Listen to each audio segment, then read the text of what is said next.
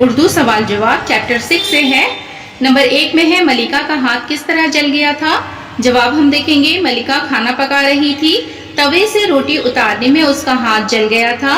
سوال نمبر 2 ہے جب ملکہ سلطان کے پاس آئی تو اس وقت کیا کر رہا تھا؟ جواب ہم دیکھیں گے جب ملکہ سلطان کے پاس آئی تو اس وقت سلطان قرآن مجید کی کتابت کر رہا تھا۔ سوال نمبر 3 ہے ملکہ سلطان سے کیا درخواست کی؟